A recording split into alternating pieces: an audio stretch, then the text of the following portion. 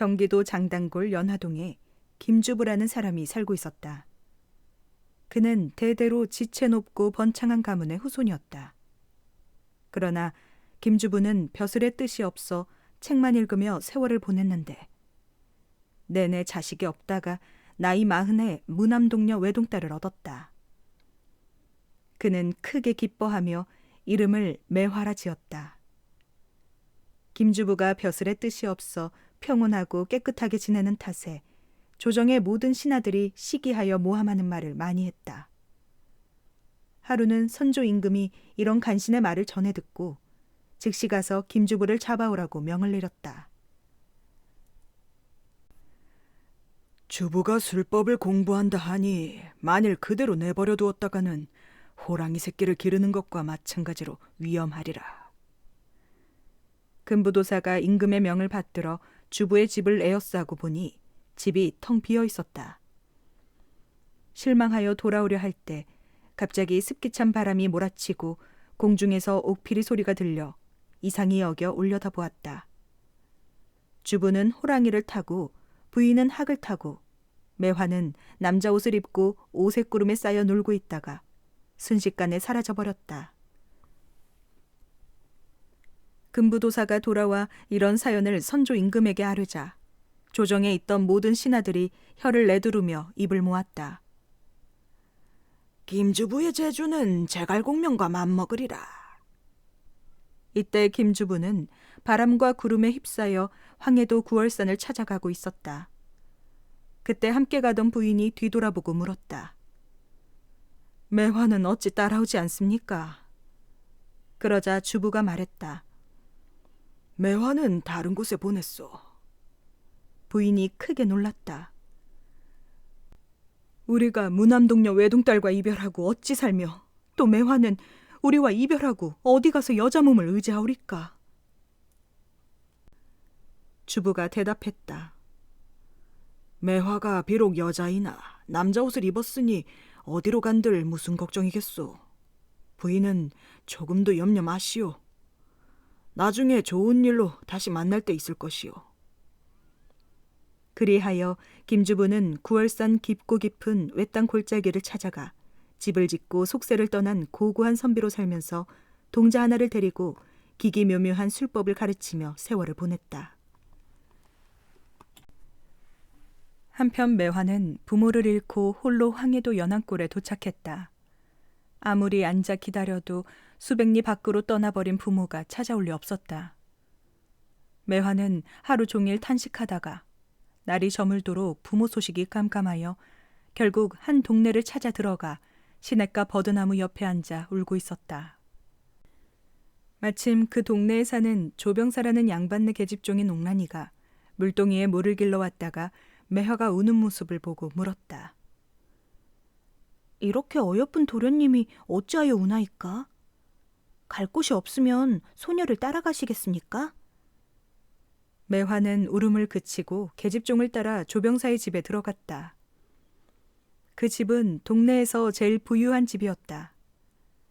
계집종 옥란이가 바깥에 들어가 병사에게 아뢰었다. 날이 도련님 한 분이 시냇가에서 울고 계시기에 모셔왔나이다. 병사는 남자 옷을 입은 매화가 남자아이인 줄 알고 기뻐하며 물었다. 너는 어디 살며 어느 집 자손이며 이름은 무엇이며 나이는 몇 살이나 되었느냐? 매화는 일어나 절을 하고 묻는 말에 차례대로 대답하였다. 저는 장단골 연화동에 사는 김주부의 자식으로 이름은 매화라 하옵고 나이는 13세로소이다. 집안에 좋지 않은 일이 생겨 몹시 어려운 때에 부모님마저 잃게 되어 정처 없이 헤매다가 이곳까지 왔나이다. 병사는 매화의 손을 잡고 몹시 기뻐하며 말하였다. 너는 내 아들 양유와 동갑이라. 내 아들과 마찬가지니 네가 마음에 드는구나. 그리고 자기 아들 양유를 불러들여 말하였다. 이 아이는 너와 동갑인데다 인물도 비범하니 앞으로 함께 글 공부를 하여라. 매화는 양유를 따라 공부방에 가서 함께 글을 배우기 시작했다. 그 자연스러운 행동은 남자아이와 다를 것이 없었다. 글 공부가 끝나고 나자 매화가 양유에게 말하였다. 나는 부모와 이별하고 정처 없이 지내다가 천만다행으로 그대를 만나 함께 글을 배우게 되었으니 이 은혜를 다 갚을 길이 없습니다. 그러자 양유가 대답했다. 나도 외로이 혼자 공부하다가 그대를 만났으니 더욱 즐겁게 공부할 수 있을 것 같습니다. 그들은 서로 기뻐하며 더욱 친해졌다. 하루는 계집종 옥란이가 음식을 가지고 공부방에 들어와 양유와 매화를 번갈아 보며 신기한 듯 말하였다. 두 도련님의 얼굴이 어찌 이렇듯 똑같습니까? 그러자 양유가 즐거워하며 물었다. 우리 둘 중 누가 더 나은가? 옥란이 대답하였다. 두 도련님의 얼굴이 대단히 비슷하나 우리 양유 도련님은 대장부의 기상이요. 매화 도련님은 골격이 가늘어 여자의 기상을 하고 있습니다. 옥란이 밖으로 나간 뒤 양유가 거울을 가져와 매화와 얼굴을 나란히 비춰보며 탄식하였다. 정말로 그대와 나의 얼굴이 똑같으니 눈, 코, 입, 귀 어느 하나 다른 데가 없도다. 그대가 여자가 되거나 내가 여자가 되거나 했으면 결혼하여 부부가 되어 백년해로 할 수 있었겠지만 어찌 삼신할미가 이렇듯 남녀 구별을 안 해놓았는지 그것이 원통할 뿐이로다. 우리가 더 친한 관계가 될 수도 있었을 텐데 그것이 아쉽구려. 매화는 천연덕스럽게 말하였다. 그대 어찌하여 나하고 부부되기를 원하는가? 우리 얼굴이 이렇듯 비슷하여 가까운 벗이 되었지 않은가? 벗기리는 믿음이 있어야 하니 벗의 믿음이 모든 믿음 중에 으뜸이라 했다오. 이렇게 매화는 남자처럼 그대로 세월을 보내었다. 이럭저럭 세월이 흘러 하루는 양유가 매화의 손을 다정히 잡고 말하였다. 그대의 아름다운 태도를 보면 이상하게도 내 마음이 흔들리는구나. 그대를 사랑하는 마음을 어찌하면 좋겠는가? 매화는 말하였다. 그대는 정녕 사내 대장부가 아니로다. 서로 남자로 태어난 바에 누가 누구를 사랑한다 할 수 있겠는가? 그렇게 얼굴빛을 일부러 자연스럽게 하며 잡은 손을 뿌리치자 양유는 무안해졌다. 나는 함께 공부하는 벗으로서 그대를 사랑한다 하였는데 왜 이렇게까지 무안을 주는가? 여러 번 탄식하자 매화가 말하였다. 그대 마음이 참으로 이상스럽소. 그대가 나를 대할 때 마치 여자를 대하듯 하니 아무래도 마음에 병이 난 게 아닌가 싶소. 아무리 그러한들 우리 둘 다 사내이니 무슨 도리가 있겠소. 또 세월이 흘렀다. 하루는 양유가 한숨을 쉬며 이렇게 말하였다. 그대는 나의 손을 잡기도 하면서 나는 그대를 만지지조차 못하게 하니 어찌 벗사이에 믿음이 있다 하겠는가. 그렇게 밤이 깊도록 양유의 한숨이 그치지 않자 매화가 이루하며 말하였다. 어째서 나 때문에 그토록 괴로워하고 있어. 정 그렇다면 손을 대어 보시고 부디 마음을 푸시오. 그러자 양유가 매우 기뻐하며 매화를 잡아보고는 깜짝 놀라 말하였다. 그대는 정말로 여자인 것 같소. 양유가 정말로 눈치를 챌 것 같아서 매화는 깜짝 놀라 손을 뿌리치고 달아났다. 양유가 매화에 대한 사랑으로 하루하루 괴로운 나날을 보내던 어느 날이었다. 양유는 매화를 데리고 활터에 나가 활 쏘는 구경을 하고 있었다. 활터에 모인 사람들이 매화의 모습을 보더니 어떤 이는 여자라 하고 어떤 이는 남자인데 인물이 여자처럼 아름답다고 하고 이렇게 서로 귓속말을 하면서 낄낄대고 수근거렸다. 매화는 크게 놀라 공부방으로 돌아와 버렸다. 양유가 매화를 찾아 공부방으로 들어가 매화의 얼굴에 눈물 자국이 있는 걸 보고 물었다. 그대는 어찌하여 먼저 왔으며 어찌하여 슬픈 기색이 있소? 필시 무슨 이유가 있는 거요? 오늘 사람들이 그대에게 여자가 남자 옷을 입었다고 쑥은댄 것 때문에 슬퍼하는 것이라면 혹시 그대는 여자가 아니오? 매화는 일부러 크게 웃으며 아무렇지도 않은 척했다. 어린 내가 부모와 이별하여 지내는데 어찌 부모 생각을 하면 슬프지 않겠소. 또 만일 내 몸이 여자라면 여자임을 밝히고 길쌈과 바느질을 배울 일이지. 어찌 남자 옷을 입고 사람들 눈을 속이겠소. 내 본래 골격이 가늘어 생각 없는 사람들이 나를 보고 여자라 떠들어대기도 하지만 나중에 자라서 골격이 튼튼해지면 사내 대장부의 모습이 분명할 것이오. 그러고서 단정히 앉아 소리내어 글을 읽는데 그 소리는 진짜 남자 소리처럼 힘이 있어서 단단한 어금니로 옥쟁반을 치는 듯 했다. 양유가 그 소리를 들으며 과연 매화는 남자가 분명하구나 생각하였다. 그러나 사내에게서 풍기는 분위기와는 달리 그윽하고 은은한 향기가 방 안에 가득하여 마음이 더욱 설레 뿐이었다.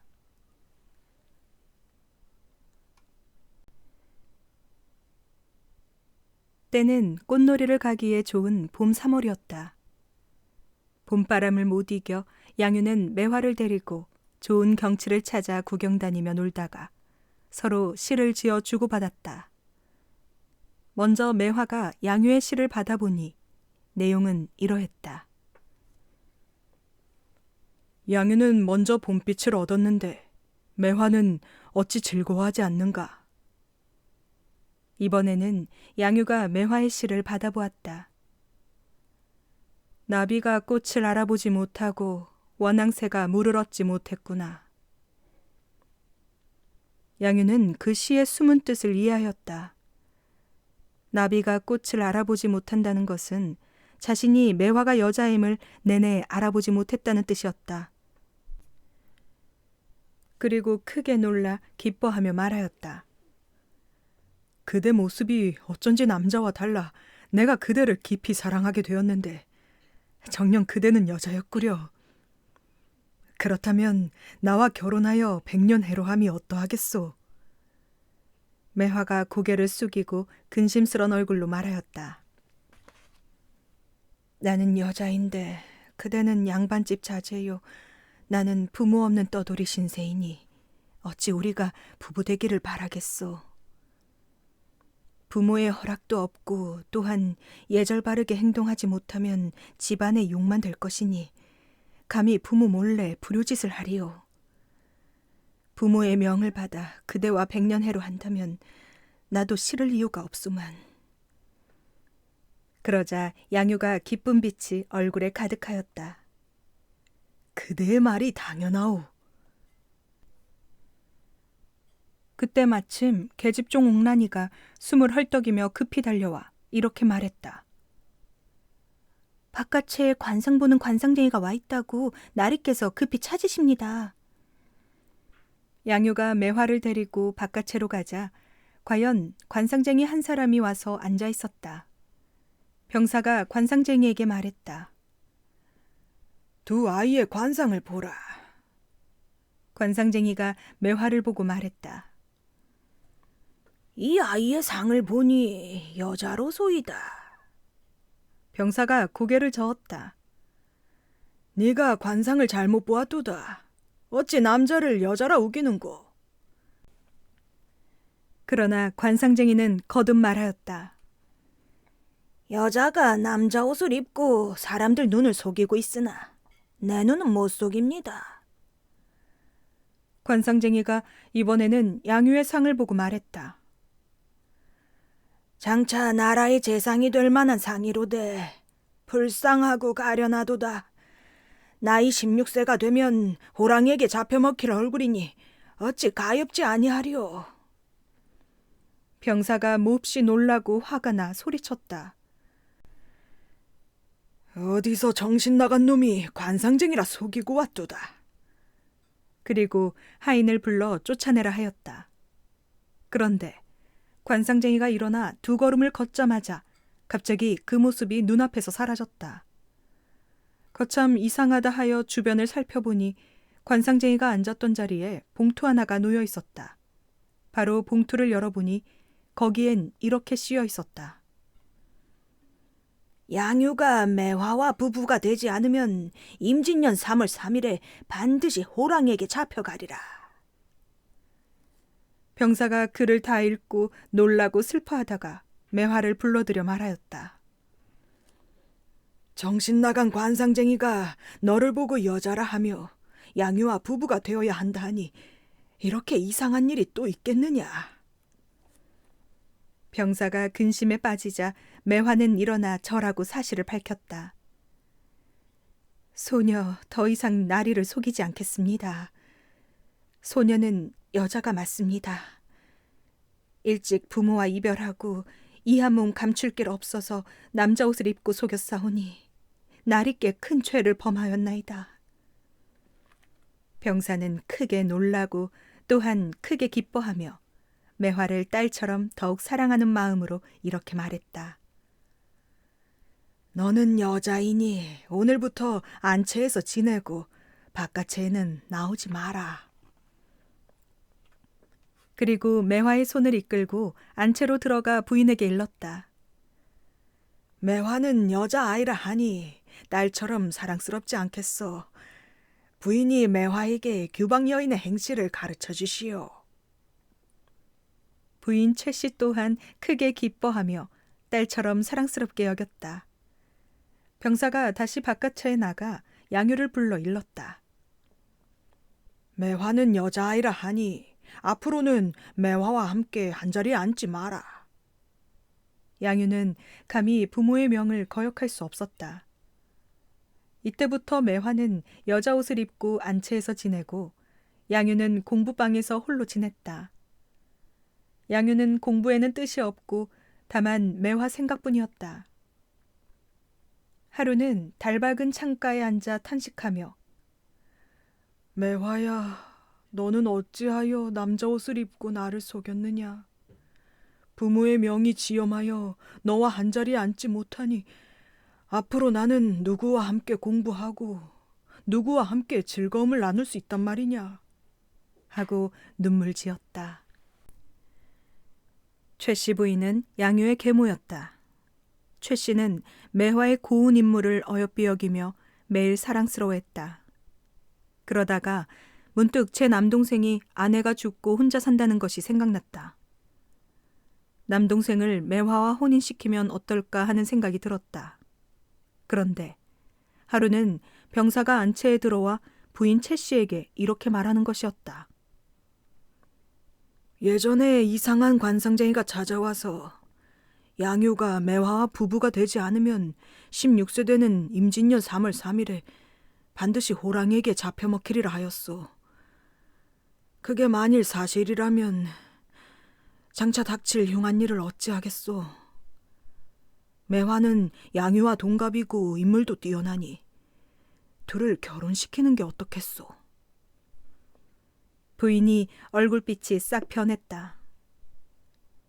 어찌 그런 말씀을 하십니까? 양유는 양반 후계자요.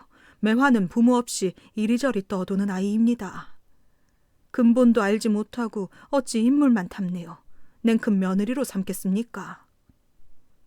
병사도 그 말이 옳다고 생각했다. 부인의 말씀을 들으니 그 말도 맞소. 나중에 경기도 장단골 연화동에 가서 매화의 근본을 알아보겠소. 부인이 병사가 나간 뒤 궁리하다가 제 남동생을 불러 속닥속닥 일렀다. 나리께서 경기도 장단골 연화동에 가서 매화의 근본을 알아본다 하니 네가 먼저 가서 재물을 많이 뿌려 근처 사람들을 매수해 놓아라. 일이 잘 되면 매화는 너와 짝이 될 것이니 저런 뛰어난 인물을 어찌 그냥 놔두겠느냐. 최씨 남동생이 이 말에 혹하여 재물을 잔뜩 싣고 장단골 연화동을 찾아갔다. 며칠 뒤 병사도 길을 떠나 장단골 연화동에 이르렀다. 어떤 사람이 길가에 앉아 있는 것을 보고 병사는 말에게 물을 먹이고 쉬게 하는 동안 물었다. 이곳이 연화동이냐? 그 사람이 대답하였다. 연화동이로소이다. 병사가 다시 물었다. 여기가 연화동이라면 김주부라 하는 양반이 있느냐? 그 사람이 껄껄 웃으며 대답하였다. 주부라 하는 놈이 있긴 있었으나 남의 재물을 많이 얻어쓰고 도망하였나이다. 병사가 이 말을 듣고 정신이 아득하여 어찌할 바를 모르다가 다시 생각한 다음 말했다. 날이 저물어 하루 묵어갈 터이니 주막으로 안내하라. 그 사람이 주막으로 병사를 안내했다. 병사가 주막 안으로 들어가니 안에 있던 다른 손님이 주모에게 물었다. 저 말탄 양반은 누구신가? 주모가 대답하였다. 김주부를 찾아온 양반이라 하오. 손님도 웃으며 말했다. 저런 점잖은 양반이 김주부 같은 놈을 찾아왔다니. 이렇게 비웃고 혀를 차며 주부라 하는 놈은 이미 도망쳤거니와 그놈 딸 매화가 비록 천한 계집이나 인물 하나는 뛰어나니 어디 가도 남의 눈을 속이며 양반 행사하고 살 것이다. 이 말을 듣고 병사가 주모에게 물었다. 이곳에 김주부라 하는 사람이 있느냐? 주모도 말했다. 그놈은 몇 년 전에 도망하였고 소문에 듣자 하니 그놈 딸 매화는 남자 옷을 입고 황해도 어디쯤에 있단 말을 들었나이다. 세 사람 말이 입을 맞춘 듯 똑같으니 병사가 더 이상 알아볼 것도 없었다. 그날 밤만 겨우 지낸 다음 말을 몰아 집에 돌아와 부인에게 사정을 말했다. 만일 부인의 말씀을 듣지 않고 양유와 매화를 혼인시켰다면 우리 집안이 대단한 망신을 당할 뻔하였소. 매화는 전한집 자식이니 당장 내쫓아야겠소. 그 이야기에 부인이 한편 기쁘고 한편 당황하여 말하였다. 매화가 아무리 천한 집 딸이라 해도 양유와 혼인만 안 시킨다면 그만이지. 그냥 데리고 있는 것이 무슨 큰 허물이 되겠습니까? 병사는 또 공부방에 가서 양유를 불러 일렀다. 너를 매화와 함께 글 공부시킨 일이 분하고 분하도다. 매화는 전한집 딸이니 앞으로 다시는 매화와 얼굴을 마주치지 말도록 하여라. 양유가 이 말을 듣고 정신이 아득하여 그 자리에 엎어졌다. 매화와 백년가약을 맺었는데 전한집 자식이었단 말이냐. 양유는 밤낮으로 애통해하며 눈물로 세월을 보냈다. 한편 매화는 이 사실을 알고 눈물을 흘리며 한숨을 쉬었다. 내 팔자야. 부모님과 이별하고 남의 집에 의지하였거늘 천한 집 자식이라고 구박이 심하니 어디 가서 의지할 수 있겠는가. 눈물을 그치지 않으니 계집종 옥란이도 슬퍼하며 말하였다. 이제 그만 눈물을 거두시오. 아가씨의 우는 모습 더는 차마 못 보겠소. 아무리 탄식한들 아가씨 근본을 누가 알아주겠소. 제발 울지 마오. 이렇게 위로하니 이윽고 매화가 울음을 그쳤다. 그런 다음 붓과 벼루를 꺼내 편지를 써서 옥란에게 주었다. 이 편지를 공부방에 전해라. 옥란이 편지를 가지고 공부방에 나가 도련님 앞에 전해 올렸다. 양유가 편지를 펼쳐보니 그 내용은 이러했다. 흰옥이 진흙 속에 묻혀있고 밝은 달이 검은 구름에 가렸으니 사람들이 어찌 알아보겠는가. 차디찬 눈 속에 핀 가련한 매화가 어찌 높은 가문의 자제인 양유와 인연을 맺겠는가. 분하도다.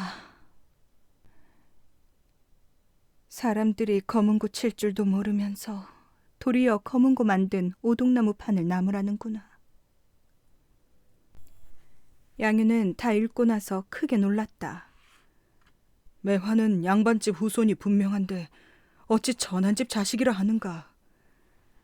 아버님이 노망하여 장차 닥칠 길한 일과 흉한 일을 분간 못하시니 이 지극히 원통한 일이로다. 양유는 그 자리에서 매화에게 답장을 써보내니 흰옥이 진흙 속에 묻혔어도 닦으면 빛이 나고 밝은 달이 검은 구름에 가렸어도 밝게 비출 날이 있으리니 눈 속에 핀 매화여 서러워 마라. 참고 견디면 100년 해로하리라. 매화는 답장을 다 읽은 뒤 양유와 부부가 되고 싶은 마음이 더욱 간절해졌다. 그러던 어느 날 최 씨 부인이 매화를 불러 물었다. 나리께서 너를 쫓아내라 하시니 네가 여자의 몸으로 어디를 갈 수 있겠느냐. 그러면서 애써 거짓 눈물을 흘렸다. 불쌍하다 매화야. 너에게 정을 붙여 세월을 보냈는데 내 어찌 너와 이별하겠느냐. 갖가지 방법으로 매화를 달래고 위로하는 것이었다. 내 남동생이 아내가 죽고 호라비가 되었는데 아직 재혼할 곳을 정하지 못했다. 너와 부부가 되어 100년 해로하면 어떻겠느냐. 매화가 얼굴색이 변하여 대답하였다. 아무리 천한 집 자식이라고 부모의 허락도 없이 시집을 갈 수는 없습니다. 가다가 죽을지라도 저는 제 부모를 찾아가리다. 매화가 옷을 차려입고 계단을 내려가자 최 씨가 크게 놀라 낯빛이 하얗게 되어 붙들었다. 결혼할 준비를 이미 모두 마쳤는데 네가 가면 어디로 간단 말이냐. 임자 없는 계집은 아무라도 먼저 데리고 살면 그게 임자다. 잔말 말고 어서 방으로 들어가자. 부모 없는 아이라고 괄시 마십시오. 즐거운 일이 다 하면 괴로운 일이 오고 괴로운 일이 다 하면 즐거운 일이 온다고 옛말이 있거늘. 인연이라 하는 것이 하늘이 정한 바라 사람의 힘으로 억지로 못하나이다. 나를 놓아주십시오. 나는 내 부모 찾아가겠습니다. 이렇게 한창 밀고 당길 때 병사가 안채에 들어와 이 모양을 보고 부인을 크게 나무랐다. 어찌 매화 때문에 내 집안을 소란케 하느뇨. 그러나 매화를 잡을 생각에 못 들은 채 하고 매화를 붙들었다. 너는 천한 집 자식이니 어디를 네 마음대로 간단 말이냐. 나는 죽어도 너를 못 놓겠다. 매화는 최 씨 부인을 뿌리치고 이리저리 방향을 못 잡고 앞으로 비틀비틀 나아갔다. 매화의 환숨은 바람이 되고 눈물은 비가 되었다.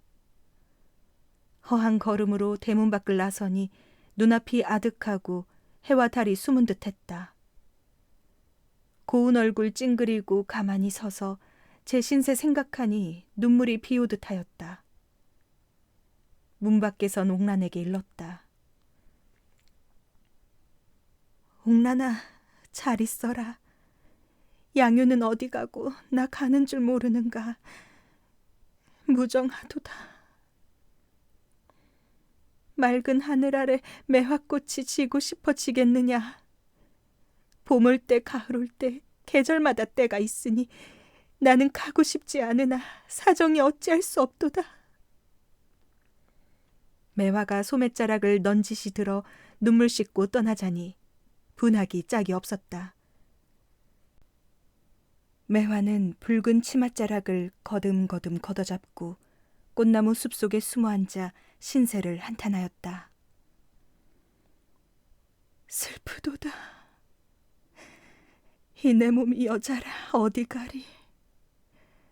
넓고 넓은 천지간에 이팔청춘 이 내 몸이 갈 곳이 없다. 귀신도 무정하다.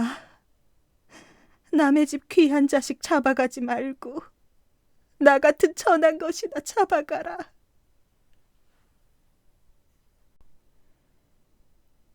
이렇게 슬피 우는 동안 옥란이가 공부방에 쪼르르 달려가 양유에게 말했다. 매화 아가씨는 울고 가는데 도련님은 글만 읽나이까? 양유가 이 말을 듣고 정신이 아득하여 바람같이 달려나와 매화를 뒤쫓아갔다. 매화야, 매화야, 간단 말이 웬 말이냐? 날 버리고 어딜 가느냐? 꽃나무 숲속으로 달려들어가니 매화의 울음소리가 귓가에 쟁쟁했다. 양유가 소리나는 곳으로 번개같이 달려들어 나비가 꽃 보고 덮치듯 와락 달려들어 끌어안고 울었다. 그대는 어느 집 딸이기에 남자 옷을 입고 나를 속였는고. 올 적에는 그대 뜻대로 왔지만 갈 적에는 그대 뜻대로 못 가니 죽어 영영 이별은 하려니와 살아 생리별은 못하겠다. 우리 둘이 목을 담속 껴안고 한강수 깊은 물에 풍덩실 빠져 죽으면 죽었지 살려두고는 못 보내리라. 매화가 정신을 차려 양유를 바라보니 제귀 닮아 옥으로 깎은 듯 한두 귀 밑에 눈물이 비오듯하며 마침내 기절하는 것이었다. 매화가 갖가지 방법으로 위로하며 말하였다. 너무 서러워 마오. 서러워하면 병이 되나니 그대 마음이 이럴진데 내 마음이 어떻겠소. 낸들 원통하고 분통하지 않겠는가마는 그대는 양반집 아들이요 나는 천한집 딸이라 부모 명령이 그러하니 한탄한들 무엇하겠소. 양유가 정신을 차려 다시 매화의 치맛자락을 붙들고 울었다. 한번 가면 다시 오기 어려울 것이요. 슬프다. 맑은 하늘에 매화꽃 피고 뒤뜰에 복사꽃 필 적에 누구와 함께 구경하며 달빛 은은하고 봄바람 살랑 불 때 그 경치를 누구와 함께 본단 말인가. 달 밝은 창가 텅 빈 방 안에 홀로 앉아 글 읽을 때 그대 생각 얼마나 많이 했던가. 제발 가지 마오.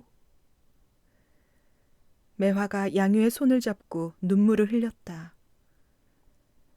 내 생각은 있고 좋은 감은 요조 숙녀와 짝을 맞추어 금실 좋게 백년해로 하소서. 창문 앞에 매화꽃 떨어져도 뒤뜰에 복사꽃 있나이다. 나는 가오. 나는 가오. 부모 찾아 나는 가오. 허공 중에 떠도는 새도 짝이 있고 가죽신도 짝이 있는데 매화 양유 한 쌍은 인연을 못 맺어 머리칼이 가닥가닥 흩어져 바람에 날리는 채 눈물 짓고 탄식하였다. 한참 이러고 있을 때 옥란이가 쫓아나오며 말하였다. 나리께서 크게 노하여 도련님을 찾아오라 분부하시니 어서 바삐 가십시오. 양유가 이 말을 듣고 크게 놀라 잡은 손을 정신없이 놓았다. 원수로다, 원수로다. 이별이 원수로다. 아름다운 태도와 사랑스런 그대 얼굴 언제나 다시 볼까. 쓸쓸한 가을바람에 나뭇잎만 떨어져도 그대 발자취인가 의심하고 강물 얼어 추운 겨울 달 밝은 밤에 짝을 잃고 홀로 날아가는 기러기에게 그대 소식이나 전할까. 보고 싶은 마음 어이할꼬. 매화야, 부디 잘 가거라. 내년 춘삼월에 버들잎이 푸르거든 날 본듯이 사랑하여 쭉쭉 훑어다가 글도 써보며 캄캄한 밤처럼 어둡고 깊은 네 원한이 조금이나마 풀도록 되어라. 매화 또한 정신없이 일어나며 도련님, 부디 안녕히 계시오. 창문 앞에 매화꽃 피거든 와지끈 꺾어다가 벽에 꽂아두고 글 공부하시다가 날 본듯이 사랑하여 휘휘칭칭 감긴 하늘 부소서. 한 걸음 두 걸음 큰 길로 나아가니 양유가 다시 바람같이 쫓아가 매화 손을 덥석 잡았다. 네가 참으로 가느냐? 아무리 하여도 놓을 마음이 전혀 없다. 전혀 잊을 수가 없다. 이 모양을 보고 옥난이 발을 동동 굴렀다. 여보시오, 공부하시는 도련님이 큰 길가에서 아가씨와 이별하며 울고불고 하시다 망신이나 안 당할까 걱정되나이다. 양유가 할 수 없이 손을 놓았다. 매화야, 잘 가거라. 소나무 같고 대나무 같은 굳은 절개 변치 말고 잘 가거라. 도련님, 안녕히 계시오.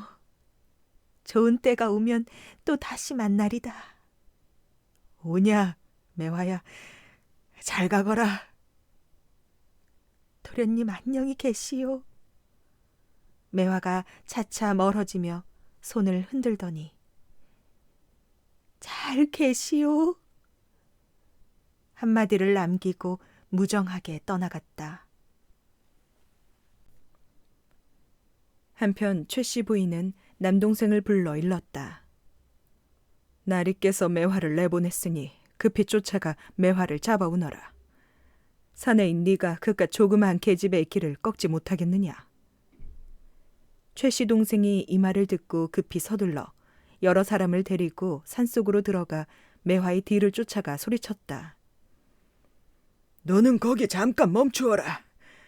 하늘로 치솟거나 땅으로 꺼지지 않고서야 어찌 내 손에서 벗어나겠느냐. 그 고함 소리에 산이 진동하였다. 매화가 깜짝 놀라 돌아보고는 자기를 잡으러 오는 사람인 줄 알고 연약한 다리로 죽기 살기 도망쳤다. 그러나 여자 걸음이라 사내 걸음을 당하지 못했다. 이때 김주부는 구월산 깊은 골짜기에서 동자를 데리고 기기묘묘한 술법을 가르치다 문득 불길한 느낌이 들었다. 벌떡 일어나 하계 깃으로 만든 옷을 입고 급히 밖으로 나서자 동자가 따라오며 여쭈었다. 선생님께서 무슨 일로 이리 급히 가나이까? 주부가 바삐 대답했다. 장차 알 것이다. 주부가 소리 한 번 질러 허공에 솟구치듯 날아 수천 봉우리를 넘어 산밖을 내다보니 사내들이 떼지어 뒤쫓는데 웬 여자아이 하나가 쫓기며 거의 잡힐 듯하는 것이 보였다. 주부는 첫눈에 매화인 줄 알아보고 분함을 이기지 못하여 소매에서 봉투를 하나 꺼내 내던졌다. 그러자 순식간에 폭풍이 일고 벽력 같은 소리가 나고 층층 절벽이 사방에서 무너져 사람들을 가두었다. 최 씨 동생이 너무나 괴이하여 동서남북 사방을 바라보니 왼쪽은 층층 절벽이요 오른편은 깊은 강물이었다. 사람들이 갈 바를 모르고 갇힌 채 하루 종일 돌아다니며 이런 곳에 데려와 고생시키는 최 씨 동생을 원망하였다. 매화 또한 어찌할 바를 모르고 슬피 눈물을 흘리며 말했다. 산은 층층 절벽이요 물은 깊은 강물이로다. 어디로 간단 말인가. 부모의 얼굴도 못 볼 팔자라면 차라리 깊은 강물에 빠져 죽으리라. 한 손으로 다홍치마 걷어잡고 한 손으로 심벗어 들고 예쁜 두 눈을 질끈 감고 물에 뛰어들려 할 때 문득 어디에서 무슨 소리 들려와 어렴풋이 바라보았다. 매화야! 매화야! 누군가가 매화를 부르며 공중에서 내려왔다. 매화가 바위 위에 앉아 기다리니 그 사람이 제 손을 잡고 말하는 것이었다. 매화야, 네 아비 내가 왔다. 정신 차려 나를 보거라. 그렇게 말하며 기쁨의 눈물을 흘리는 것을 매화가 정신 차려 살펴보니 아버지 김주부였다. 매화는 가슴이 막혀 아무 말도 못하다가 아버지 손을 잡고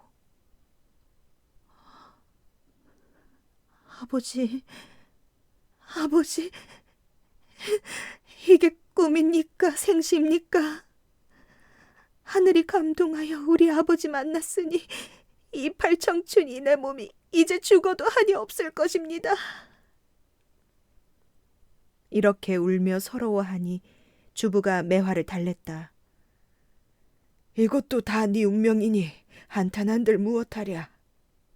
그리고 매화의 손을 이끌었다. 네 어머니 있는 곳을 찾아가자. 그러자 매화가 다시 일어나 아버지 앞에 절했다. 그동안 천금같이 귀하신 몸 안녕하옵시며 어머님도 안녕하시나이까. 주부가 대답했다. 모두 아무 일 없다. 나는 오늘 이곳에서 널 만날 것을 알았으니 염려 없었으나 아무것도 모르는 네가 그동안 고생한 건 말로 다해 무엇하겠느냐. 주부가 매화를 데리고 가려 하니 매화가 물었다. 사방이 막혔고 날도 어두워지는데 어찌 벗어나리이까? 주부가 자신만만하게 말했다. 내 뒤만 따라오면 해가 저물지 않을 것이다.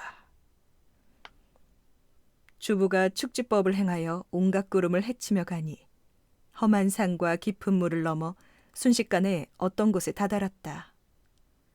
그곳은 1000개의 봉우리와 10,000개의 골짜기로 둘러싸여 폭포수가 흐르는 곳으로 한가운데가 넓고 평평해 사람 사는 곳 같지 않고 신선 사는 곳 같았다. 문 앞에 다다르니 동자가 나와 맞이했다.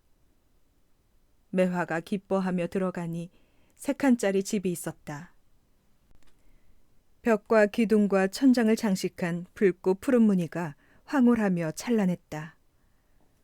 집도 좋지만 풍경은 더 좋았다.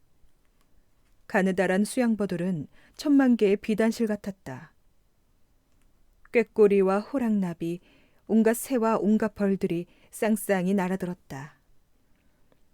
뒷뜰을 바라보니 복사꽃 백꽃이 희고 붉게 피어있고 모란 작약은 봄 기운을 못 이겨 뻥긋뻥긋 웃고 있었다. 뜰 아래 두루미가 끼욱끼욱 울어대고 소나무 위 두루미 한 마리는 희다못해 푸르고 울타리 및 삽슬개는 매화 보고 낯설어 지저댔다. 고깃배 유유히 강 위에 떠있고 오리는 쌍쌍이 물 따라 흐르고 대접 같은 금붕어가 용트림을 하는 중에 강 양쪽엔 복사꽃이 수줍게도 피었다. 이때 부인이 뛰어나와 매화의 손을 잡고 한편 기뻐하고 한편 눈물 흘리며 반가워하였다. 너와 이별하고 밤낮으로 생각하였더니 이게 꿈이냐 생시냐. 조그마한 네 한 몸이 어디 가서 의지하고 살았으며 못 본 새 어찌 이리 부쩍 자랐느냐. 천금같이 귀하신 몸 편안히 하소서. 부모 잃은 불효자식이 천만다행으로 다시 부모를 만났으니 무슨 한이 있겠습니까? 하늘과 땅이 함께 기뻐하였다. 매환의 세 식구는 이별한 동안 있었던 일을 낱낱이 얘기하고 이별한 동안 서로 그리던 정을 또한 낱낱이 얘기하며 세월을 보냈다.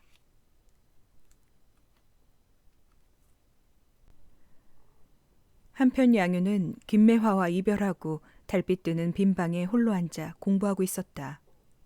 그러면서도 매화의 아름다운 태도가 눈에 삼삼하고 사랑스런 목소리가 귀에 쟁쟁하니 가슴에 병이 되어 봄, 여름, 가을, 겨울 사계절 내내 시름이 가득하였다. 봄바람 부는 춘삼월 꽃 만발한 좋은 때 누구와 함께 구경하리. 매화야, 장문 앞에 매화나무는 꽃 피고 잎 피었건만 나와 함께 공부하던 김매화는 한번 가더니 다시 올 줄 모르느냐. 이렇게 한탄하며 시름의 나날을 보냈다.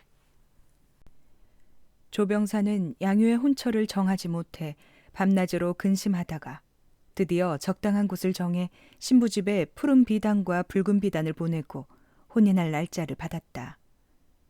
그러나 양유의 계모인 최씨 부인은 기뻐하기는커녕 양유는 이렇게 배필을 정하였지만 내 동생은 아직 혼자이니 누구와 짝을 지어주리. 매화같이 좋은 인물을 놓쳤으니 어찌 원통하지 않겠는가. 이렇게 탄식하고 또 탄식했다. 한편 매화도 조양요를 그리워하며 봄바람 불고 복사꽃 백꽃 핀 밤에 이리 뒹굴 저리 뒹굴 잠 못 들다. 달빛 가득한 뜰에 나가 버드나무 푸른 가지를 덥석 휘어잡고는 말했다. 네가 버드나무 양유로구나. 너는 잎이 피어 꾀꼬리를 부르는데 우리님 조양유는 어이하여 날 찾을 줄 모르는고. 그러면서 버들잎을 쭉쭉 훑어다 제 방으로 들어가 버들잎에다 글자를 썼다. 매화매, 버들류, 서로상. 만날 봉자를 써서 벽 위에 걸어놓고 밤낮으로 양유 생각만 하니 그리워하는 마음은 병이 되어 눈물로 세월을 보냈다. 하루는 주부가 안채로 들어와 부인에게 말했다. 매화의 나이 16이니 이제 배필을 정하리라. 부인이 이 말을 듣고 크게 놀랐다. 이게 웬 말이요? 무남동녀 외동딸 매화와 이별하여 밤낮으로 근심하다 이제 겨우 서로 만나 같이 지낸 날이 얼마 안 되는데 또 이별하나이까? 주부가 다독거렸다. 부인은 그런 걱정 마시오. 그렇게 이르고 바깥으로 나갔다. 매화가 이 말을 듣고 정신이 산란하고 가슴이 무너져 모친에게 물었다. 아버님께서 어떤 가문을 말씀하십니까? 부인이 고개를 저었다. 나도 알지 못하거니와 네 어찌 처녀의 몸으로 결혼 일을 알고자 하느냐. 매화가 거듭 물었다. 소녀 비록 여자이오나 알고 싶습니다. 부인은 크게 나무랐다. 요즘 계집 애들은 혼단 얘기만 나오면 기뻐 날뛴다더니 너도 그런 게냐? 매화는 머쓱하여 더 이상 말을 못하고 마음만 상할 뿐이었다. 이때 주부가 동자를 불렀다. 너는 당장 황해도 연안골로 가서 조병사의 아들 양유를 잡아오너라. 범호자를 써서 동자 등에 붙이니 동자가 순식간에 커다란 호랑이가 되었다. 호랑이가 된 동자가 계단에 내려가 주부의 명령을 주의 깊게 듣고 연안골 조병사의 집을 찾아 들어가니 마침 다음 날이 양유의 결혼식이라 여러 사람들이 분주히 결혼 준비를 하고 있었다. 그러다가 한밤중에 호랑이가 눈에 불을 켜고 들어오는 걸 보고 놀라서 낯빛이 하얘졌다. 호랑이가 바로 공부방 쪽으로 달려 들어갔다. 이때 양유는 잠을 못 이루고 달빛 은은한 꽃밭에 앉아 매화가지를 어루만지고 있었다. 매화꽃은 피었다마는 매화는 어디 가고 양유 혼자 있는가? 내일이 결혼이니 결혼이 원수로다. 하늘을 나는 용이 있다면 그 용을 타고 당장 오늘 밤이라도 매화를 찾아 떠나련마는 골수에 깊은 병이 들었으니 이를 어이할꼬. 이렇게 탄식할 때 문득 휘파람 소리가 나며 커다란 호랑이가 달려들어 양유를 업고 바람같이 달아났다. 호랑이 등에 업힌 양유는 크게 놀라 죽을 둥 살 둥 정신이 없었다. 호랑이가 순식간에 구월산에 다다르니 이미 날이 밝았다. 주부가 호랑이에게 약을 먹이니 호랑이는 다시 동자로 돌아갔다. 주부가 동자에게 일렀다. 양유를 데려오너라. 동자가 양유를 계단 아래 꿇어앉혔다. 주부가 장난기가 생겨 목청 높이 말했다. 너는 어떤 놈이길래 매화를 사랑하여 부부가 되리라 약속하고선 결국엔 집에서 쫓아낸단 말이냐. 의지할 곳 없는 불쌍한 매화는 깊은 강물에 빠져 이팔 청춘 젊은 나이에 원기가 되었으니 내 너를 어찌 그냥 살려두리. 양유는 매화가 죽었단 말을 듣고 기절초풍하여 말하였다. 나리께서는 제게 매화가 죽은 곳을 알려주소서. 저도 또한 매화 죽은 강에 빠져 죽어 황천에 들어가 죽은 혼이라도 매화와 인연을 맺어 이 세상에서 풀지 못한 깊은 한을 만분의 1이라도 풀까 하나이다. 수없이 애걸하니 주부가 말했다. 내가 호랑이를 보내 너를 잡아왔다. 너는 오늘 밤에 죽을 줄 알아라. 그리고 동자를 불러 양유를 잡아 가두라 했다. 양유가 동자를 따라 방에 들어가니 분바른 벽에 비단 걸린 창문이 달려있고 붉고 푸른 장식이 황홀했다.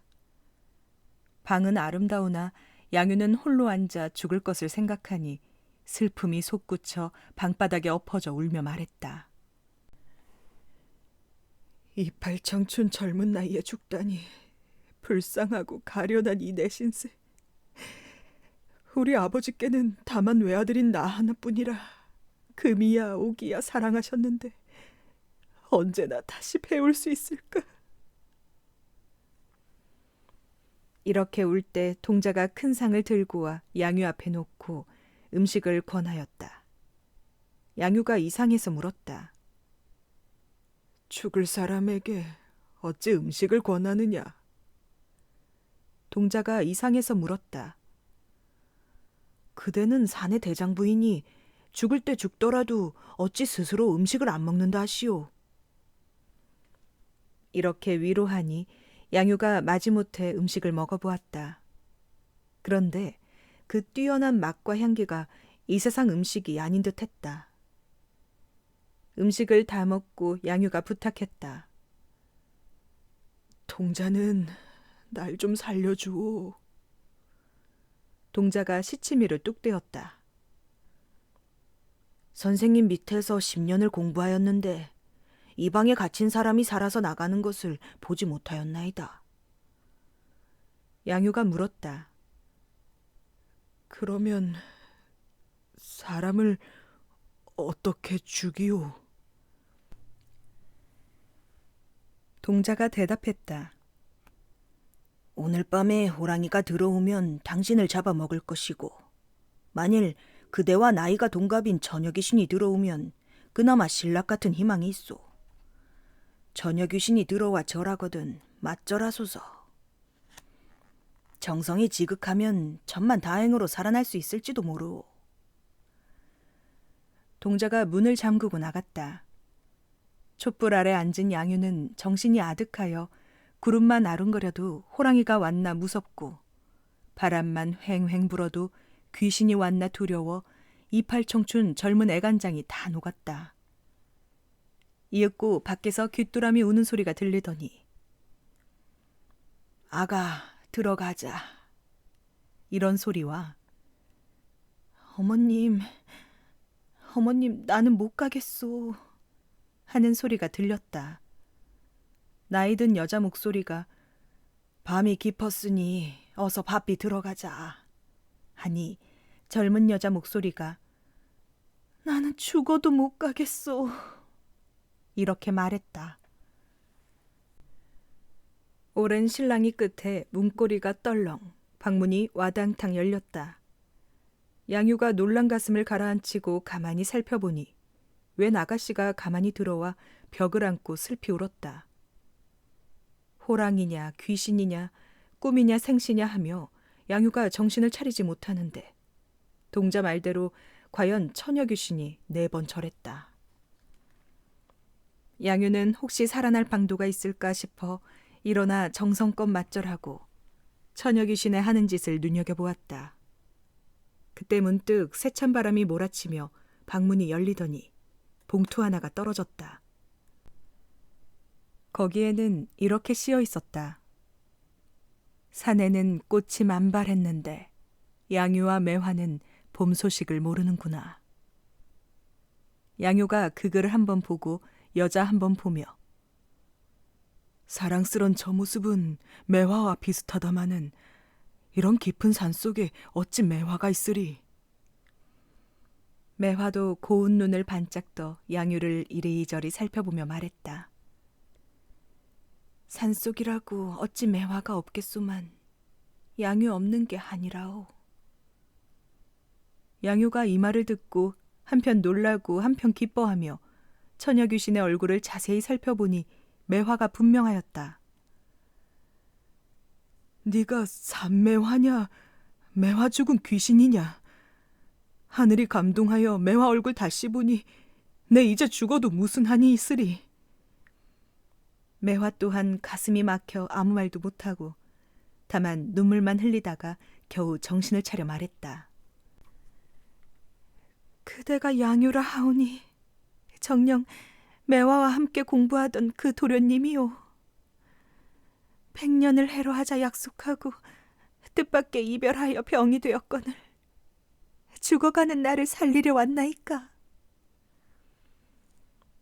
서로 덥석 목을 아느니 수양산 버들가지가 세찬 바람에 쓰러지는 듯하고 황하에 사는 누런 용이 무지개 구름에 논이는 듯했다. 그동안 있었던 태산처럼 높고 바다처럼 깊은 사연을 낱낱이 얘기한 후 매화가 물었다. 내 생각을 몇 번이나 하였소. 나는 그대를 이별하고 죽을 고비를 넘긴 후에 산속에 들어와 부모님을 만나고 이제 또 그대를 만났으니 어찌 기쁘지 않으리요. 이렇게 말하니 양유가 말하기를 나도 그대를 이별하고 가슴속에 깊은 병이 들었는데 우연히 호랑이 등에 업혀 이곳으로 끌려와 그대와 만나게 되니 반갑고 기쁘게 한이 없소.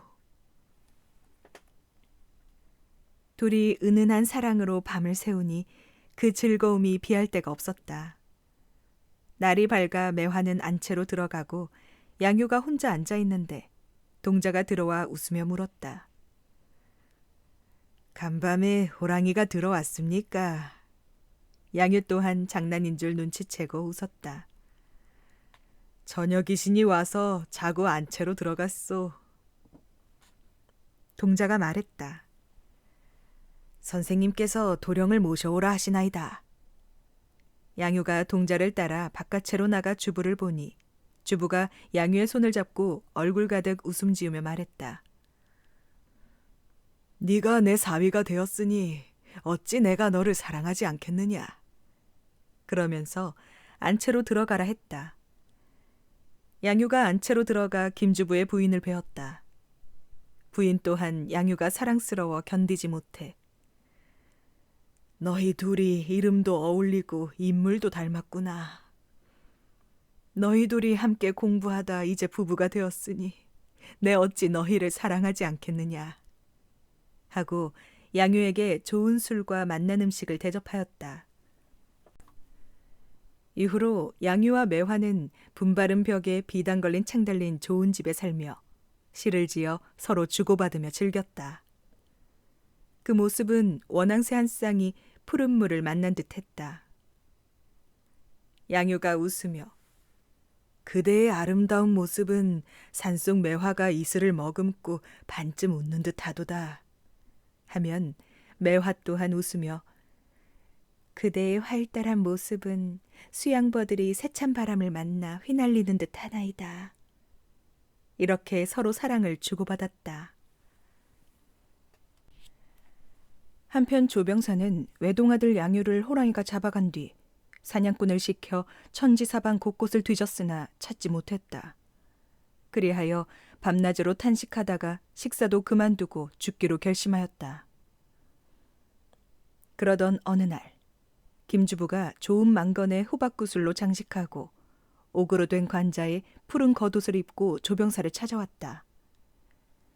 주부의 옷차림을 보면 높은 가문 출신인 것이 분명했다. 병사가 일어나 주인의 예를 갖추니 주부도 함께 예를 갖춘 뒤 말했다. 나는 장단골 연화동에 사는 김주부인데 집안에 좋지 않은 일이 생겨 어지러운 중에 하나뿐인 외동딸 매화를 잃고 발도 강산을 찾아다녔소이다.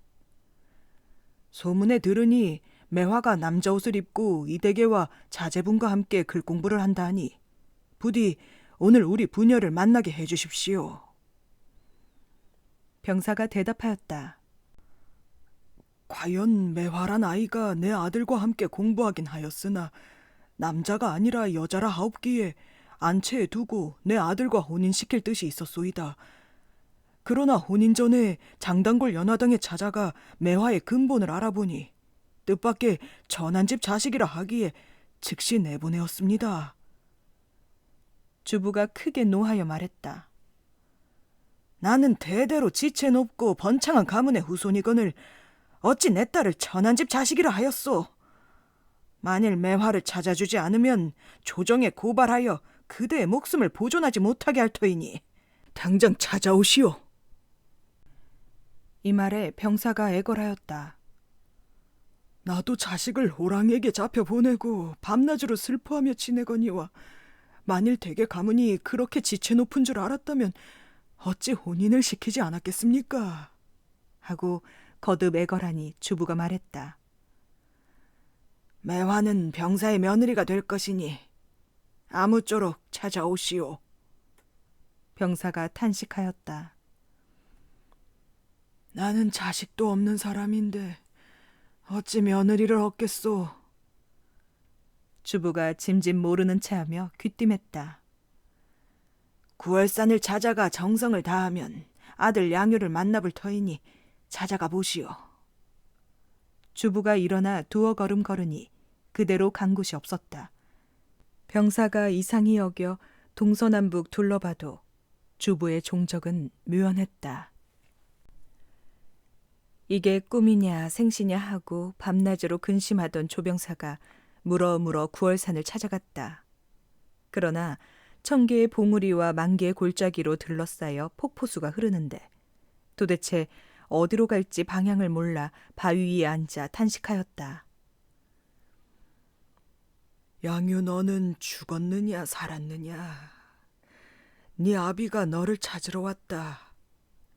3대 독자 너를 잃고 밤낮으로 근심하여 골수에 병이 들어 너를 찾아 이곳까지 왔으니 만일 다시 너를 보지 못하면 늙은 이내 몸은 이 깊은 산중에서 죽을 수밖에 없다. 이때 9월산 높은 곳에서 하늘과 땅의 기운을 살피던 주부가 동자를 불러 일렀다. 이 부적을 가지고 산 밖으로 가면 바위가 있을 것이다. 부적을 바위에 붙이면 무슨 수가 생길 테니 너는 아무쪼록 그 바위 위에 앉은 사람을 모셔오너라. 동자가 그 명을 듣고 달려가 바위에 부적을 붙였다. 그러자 바위가 흰말로 변했다. 동자가 병사에게 가서 절하고 흰말에 오르라고 하자 병사는 이상히 여기며 말에 올랐다. 동자가 채찍을 한번 휘두르자 흰말이 구름을 헤치고 순식간에 주부의 집에 이르렀다. 동자가 어떤 방으로 안내하여 병사가 들어가 보니 주인이 없는 방이었다. 한쪽을 바라보니 분바른 벽에 비단 걸린 창이 달리고 빨간 병풍을 둘렀으며 줄무늬 호랑이 가죽으로 만든 보료에 국화무늬를 유리벽장에 곱게 칠한 원앙 퇴침이 놓여 있었다. 또 한쪽을 바라보니 불로초 불사약 등 온갖 묘약이 놓여 있고 또 한쪽을 바라보니 맹자 중용에 논어 주역 천자문까지 온갖 책들이 놓여 있었다. 또 한쪽을 바라보니 바둑, 장기, 검은고에 온갖 악기가 놓여 있고 또 한쪽을 바라보니 장검, 쇠망치, 쇠몽둥이에 화살, 화약까지 온갖 무기가 놓여 있었다. 병사가 방 구경을 끝내자 문득 허공에서 옥피리 소리가 들렸다. 자세히 보니 주부가 공중에서 학을 타고 흰 부채를 쥐고 내려오는 것이었다. 주부가 병사 손을 잡고 웃으며 말했다. 그간 별거 없으셨나이까. 아들 이름 마당에 이렇듯 몸까지 고단하게 만들어 미안하오이다. 병사가 크게 놀라 물었다. 주부께서 어디 계시는지 알지 못하였는데 어찌 이곳에서 만나게 되었나이까? 한편 기뻐하다 다시 슬퍼하며 말하기를 내 자식 양유의 생사를 알지 못하니 주부께서는 부디 이곳에서 부자가 만나게 해주옵소서. 하니 주부가 말했다. 몇 달 전에 동자를 데리고 산에 약초를 캐러 갔더니 웬 호랑이가 사람을 업고 온다 하기에 급히 달려가 호랑이를 쫓고 사람을 구하였소. 그에게 어디 사는 누구인지 물으니 연안골 사는 조병사의 아들이라 하였소. 그 인물이 보통이 아니기에 내 딸 매화 결혼시켜 부부되어 이곳에서 함께 공부하고 있습니다. 병사가 더욱 크게 놀랐다. 매화는 어찌 이곳에 왔는지 모르겠으나 양유의 짝이 되었다니 이는 하늘이 도운 일이옵니다. 내 어찌 즐겁지 않겠습니까? 양유와 만나게 해달라고 하자 주부가 동자를 불렀다. 병사를 모시고 별채로 안내하라. 병사가 동자를 따라 별채에 이르니 동자는 간데 없고 푸른 용과 누런 용이 오색구름에 휩싸여 요동을 치고 있었다. 병사가 놀라 바깥채로 뛰쳐나와 주부에게 소리쳤다. 푸른 용과 누런 용이 요동치며 있기에 놀라서 나왔나이다. 주부가 흰 부채를 살랑살랑 흔들었다. 다시 가보소서. 병사가 다시 별채로 가서 방문을 열고 보니 용 2마리는 간데 없고 듣도 보도 못한 초록빛 호랑이 2마리가 좌우에 버티고 앉아 있었다. 병사가 또 크게 놀라 바깥채로 뛰쳐나와 주부에게 애걸하였다. 주부께서 나를 위해 부디 내 자식을 어서 만나보게 하옵소서. 그러자 동자가 끼어들었다. 병사 나리께서 하시는 짓이 매우 우스운 일입니다. 양유 도련님과 매화 아가씨가 그 방 안에 있는데 두려워만 하고 들어가지 못하시니 어찌 만나겠사옵니까? 주부가 웃으며 병사의 손을 이끌고 별채로 안내하여 방으로 들어가니 호랑이는 간데 없고 원앙새 한 쌍이 서로 책을 앞에 두고 앉아 있었다. 주부가 양유와 매화를 부르니 다시 원앙새는 간데 없고 이팔청춘 고운 양유가 선녀 같은 매화를 데리고 책을 보다 고개를 들었다. 양유가 병사를 보고 크게 놀라 기뻐하며 절했다. 소자 양유이옵니다. 불효한 자식을 걱정하셔서 아버님의 귀한 몸이 상하셨으니 불효 막심한 이 죄를 어찌하면 좋으리까. 양유가 통곡하였다. 병사가 어찌할 줄 모르다 겨우 정신을 차려 양유 손을 잡고 말했다. 이것이 꿈이냐 생시냐. 외아들 너를 잃고 가슴에 한이 맺혔더니 이제는 죽어도 편히 눈을 감겠다. 죽은 줄 알았던 자식을 만나보고 또한 어여쁜 매화를 며느리로 맞았으니 무슨 염려가 있겠느냐. 병사는 기뻐서 정신을 차리지 못했다. 그동안 매화는 안채로 들어가 칠보단장을 하고 나왔다. 그 모습이 화사하고도 찬란하였다.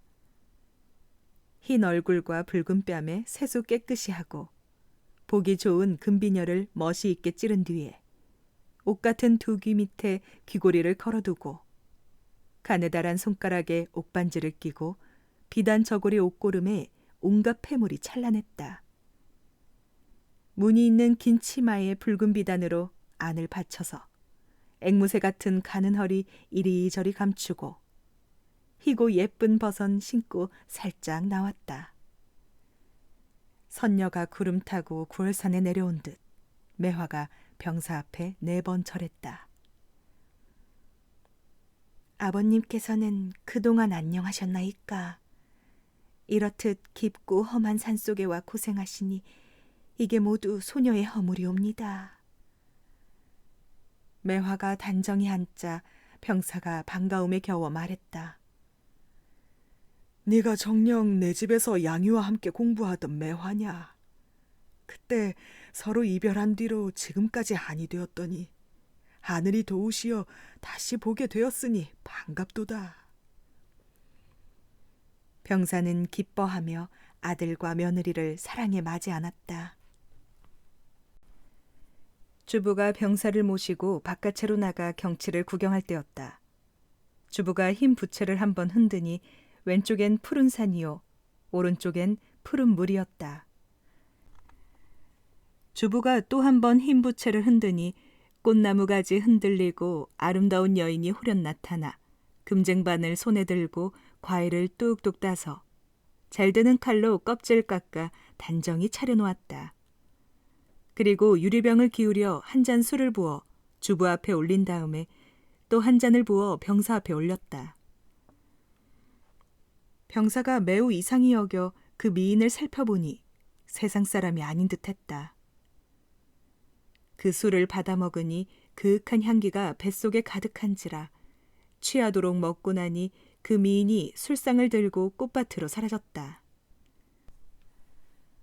주부가 또 한 번 흰 부채를 흔드니 옥동자 하나가 나와 담뱃대에 담배를 채워 병사 앞에 올린 후에 또 한 대를 채워 주부 앞에 올렸다. 병사가 더욱 이상히 여겨 동자를 붙들려 하자 동자가 크게 놀라 간데없이 사라졌다. 아까 그 미인은 어떤 여자이며 동자는 어떤 아이입니까? 병사가 물으니 주부가 대답했다. 내 집에서 일하는 종이올씨다. 이럭저럭 바둑 두고 장기 두고 좋은 구경으로 세월을 보내다 하루는 병사가 집에 돌아가겠다고 말하자 주부가 말했다.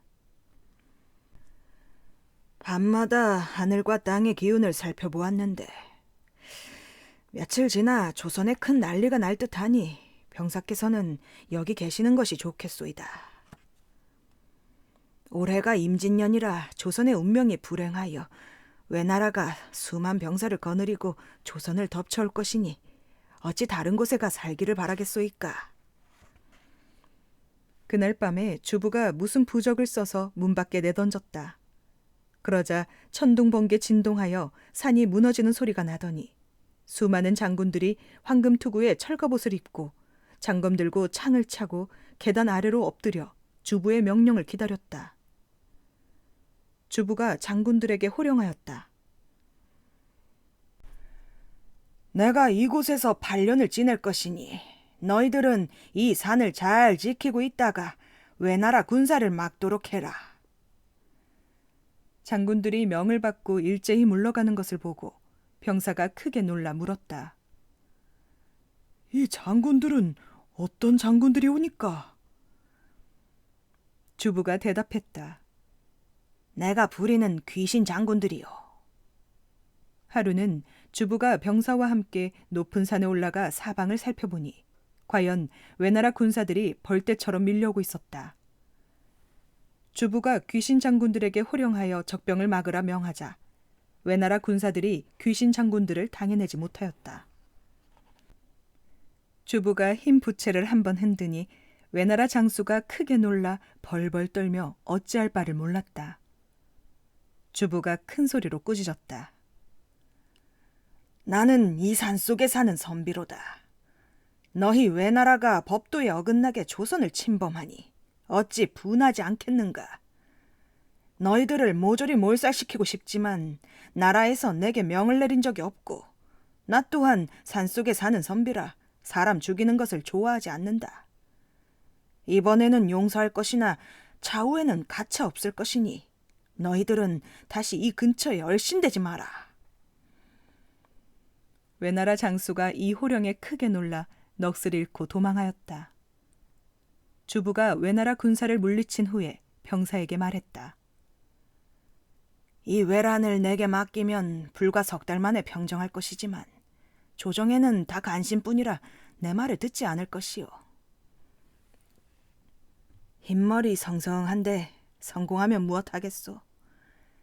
차라리 이 산속에서 조용히 몸을 비하는 것이 나으리다. 이렇게 세월을 보내는 동안 조선 장수 이순신, 김응서, 강홍립, 그리고 청나라 장수 이여송, 이여백이 천하를 평정하는데 언 8년이 걸렸다. 하루는 주부가 병사에게 말하기를 이제 조선이 평화로워졌으니 양유와 매화는 굳이 산속에 있을 필요가 없겠소이다. 오늘로써 작별하리다. 그리하여 그들은 서로 작별하니 8년 동안 함께 지낸 정을 잊지 못해 모두들 아쉬워서 눈물지었다. 그 후 병사가 양유를 데리고 조정에 나아가서 양유는 재상이 되었고 주부는 홀로 신선이 되어 학을 타고 하늘로 올라갔다.